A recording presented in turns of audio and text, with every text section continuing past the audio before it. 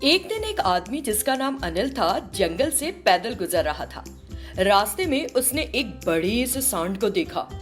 ये देखकर अनिल ने अपने मन में सोचा, मैंने इतना बड़ा सांड कभी नहीं देखा। सड़क के बीच में खड़े होकर पूरा रास्ता घेर रखा है। इसने तो पूरी जगह पर कब्जा ही जमा लिया। मेरे पास निकलने के लिए जगह ही नहीं बची है। फिर उसने डंडा लेकर कहा, ए सांड, चल चल, हट हट, चलो चलो, रास्ते से हटो। इतना कहते हुए उसने उस सांड को पीटना शुरू कर दिया। तब सांड ने मनुष्यवाणी में कहा, अरे अरे, मुझे पीट क्यों रहा है भाई? एक तरफ जाने के लिए कहने से भी चला जाऊंगा ना। ये सुनकर अनिल भौचक्का रह गया। फिर उसने एक और आश्चर्य देखा। वो ये कि उसे सांड के पास सोने के सिक्के पड़े दिखे। ये देख अनिल की आंखें खुली की खुली रह गईं। तुम बात कर सकते हो और ये सोने के सिक्के कहां से आ रहे हैं? हाँ, मैं एक जादुई सांड हूं, इसीलिए मैं बोल पा रहा हूं। तुमने एक छड़ी से मुझे पीटा है ना? जब भी तुम मुझे इस तरह से पीटोगे तो सोने के सिक्के मेरे शरीर से नीचे गिरेंगे। ये सुनकर अनिल हैरान हो गया और बोला, अच्छा ठीक है, क्या तुम मेरे साथ मेरे घर आना चाहोगे? मैं तुमको स्वादिष्ट भोजन दूंगा, तुम मेरे साथ रह सकते हो। बदले में बस मुझे हर दिन कुछ सोने के सिक्के देते रहना। सांड राजी हो गया। तुरंत अनिल उस सांड को अपने घर ले गया। ये देख अनिल की पत्नी उस पर चिल्लाने लगी, मुझे तो तुम्हें खाना खिलाना ही लगता है कि पैसे की बर्बादी है, और अब तुम इस सांड को और अपने साथ ले आए। हे भगवान! गजब की इज्जत तुम्हारी पत्नी के दिल में है तुम्हारे लिए। ये सुन अनिल की पत्नी हैरान हो गई। ओ मेरी माँ, ये सांड तो बात कर सकता है, ये कैसे संभव है? तब अनिल ने सारी बात बताई। सोने के सिक्कों की बात सुनकर वो बड़ी खुश हो गई। इसके बाद से अनिल उस बैल को अच्छे से खिलाने लगा। जब भी वो सांड को धीरे धीरे छड़ी से पीटता था तो वो सोने के सिक्के देता था। दोनों पति पत्नी बेहद खुश थे। वे उन सोने के सिक्कों को बेचते थे और इस पैसे से आराम से जी रहे थे।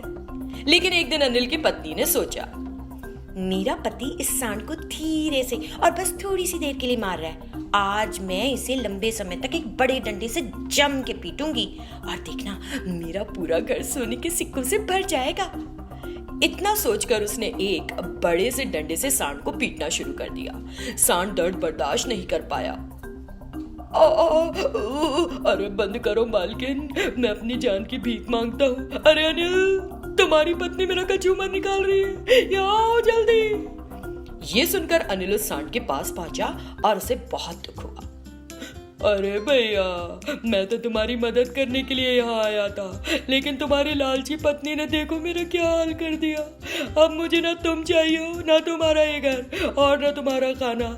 ये धुनाई बहुत थी, बहुत बहुत धन्यवाद। और वो सांड वहां से फौरन गायब हो गया। अनिल और उसकी पत्नी ने एक दूसरे को देखा और निराश हो गए। बिना सोचे समझे लोभ में किए काम के नतीजे हमेशा बुरे होते हैं दोस्तों। ये कहानी राजेश नाम के एक तरबूज बेचने वाले की है। वो खेत से ताजा तरबूज लाता और उन्हें बड़ी कीमत पर बेचता और पैसे कमाता। वो अपने धंधे के मामले में बड़ा अड़ियल था। तरबूज बेचते हुए उसने कभी 1 रुपया भी कम नहीं किया। एक दिन एक बूढ़ी औरत राजेश के पास आई और बोली, सुनो बेटा, एक तरबूज कितने का लगाओगे? एक तरबूज की कीमत 60 रुपए है। 60 रुपए? तुम तो बहुत ज्यादा पैसे बता रहे हो, जरा थोड़ा कम कर दो बेटा। मैं एक बूढ़ी औरत हूँ, ऐसा लग रहा था कि गर्मी मुझे मार ही डालेगी, इसीलिए कुछ ठंडा खाने आ गई। बूढ़ी हो या जवान, मैं 1 रुपया भी कम नहीं करूंगा। चाहो तो खरीदो, नहीं तो आगे बढ़ो। इस गांव में मुझसे बड़ी किसी की दुकान नहीं है। इस तरह हर किसी के कहने पर कीमत कम करता रहा, फिर तो चल गया मेरा धंधा। चलो चलो आगे बढ़ो। राजेश ने उस औरत से बड़ी बुरी तरह से बात की। उस बेचारी बुढ़िया को बहुत दुख हुआ और वो वहां से चली गई। पड़ोस के गांव से उस दिन वहां आए एक व्यक्ति ने होते देख लिया। कितना घमंडी है, इसे सबक सिखाना ही होगा। इतना सोचकर वो पुलिस के भेस में राजेश के पास गया और बोला, अरे किसकी दुकान है ये? सर, ये मेरी दुकान है सर। तुम नहीं जानते क्या कि इस तरह बिना किसी लाइसेंस के सड़क के किनारे दुकान नहीं लगाना चाहिए? सर मुझे ये नहीं पता था सर। ठीक है, तरबूज कैसे दिया? सर, एक तरबूज की कीमत सिर्फ 60 रुपए सर। क्या 60 रुपए? पड़ोसी गांव में सिर्फ 30 रुपए का मिलता है। राजेश जरा परेशान हो गया और बोला, सर मैं इस गांव में इकलौता हूँ तरबूज बेचने वाला, इसीलिए अच्छा मुनाफा कमा रहा हूँ। मतलब तुम गांव वालों को धोखा दे रहे हो। रुको, मैं ये सच सभी ग्रामीणों को बताता हूँ। सुनो भैया, दादा, जरा यहाँ आओ, मैं आपको बताऊंगा कि किस तरह से तरबूज वाला तुम सबको धोखा दे रहा है। वो जोर जोर से चिल्लाने लगा। ये सुनकर राजेश जल्दी से बोला, सर उन्हें मत बताइए सर, आप हर दिन यहाँ आइए और जितने चाहे उतने तरबूज लेकर जाइए, एकदम मुफ्त सर, एकदम मुफ्त। इससे वो आदमी नाराज हो गया। क्यों बे, मुझे रिश्वत देने की कोशिश कर रहा है क्या?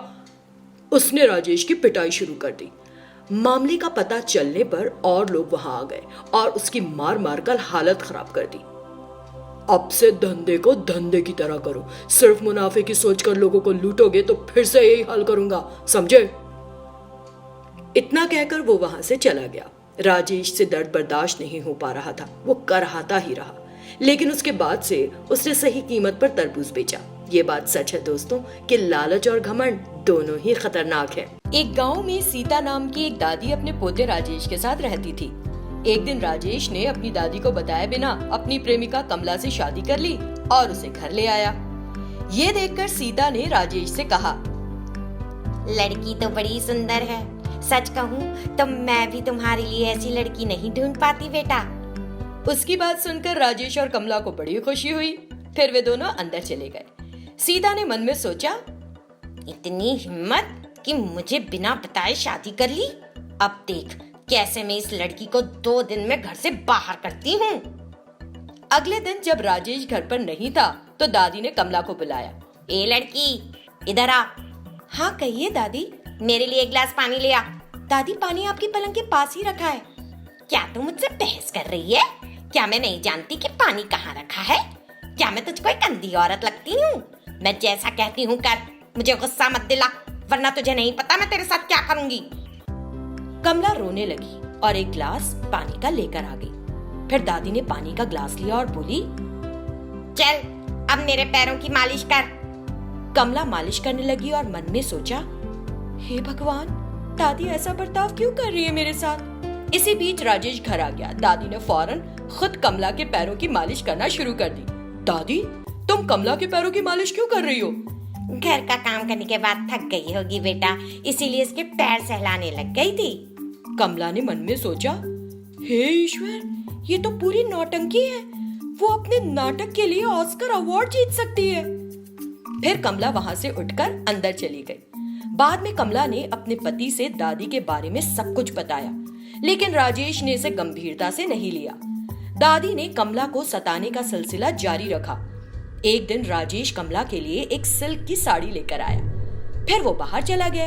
ये देखकर दादी ने कहा, अरे तुम क्या करोगी सिल्क की साड़ी पहनकर? इतना कहते हुए उसने कमला के हाथ से वो साड़ी ले ली और पहनकर नाचने लगी। कमला दादी के इस रूप को देखकर हैरान रह गई। उस दिन जैसे ही राजेश घर आया, कमला ने कहा, राजेश, तुम्हारी दादी ने वो साड़ी मुझसे ले ली जो तुम मेरे लिए लाए थे। वो मुझसे हर दिन ढेर सारा काम करवाती है और बात बात पर सताती है। मैंने तुमको पहले भी कई बार बताया है, लेकिन तुम कुछ नहीं कर रहे। मैं हार चुकी हूँ राजेश। मैं एक पल के लिए भी इस घर में और नहीं रहूंगी। मैं अपनी माँ के घर चली जाऊंगी। ठीक है, तुम रो मत। आगे से मेरी दादी ऐसा नहीं करेगी। अगले दिन राजेश घर से बाहर गया, तब एक औरत उनके घर आई। वो कुर्सी पर आराम से बैठी और दादी से बोली, ए दादी, आ मेरे पैरों की मालिश कर दे। ए कौन है तू? मेरे घर आकर मुझे अपने पैरों की मालिश करने के लिए कह रही है? तेरी इतनी हिम्मत? मैं कमला की बड़ी बहन हूँ, सुना होगा ना, साली आदि घरवाली। कमला, बाहर आ। शायद तेरी बहन है।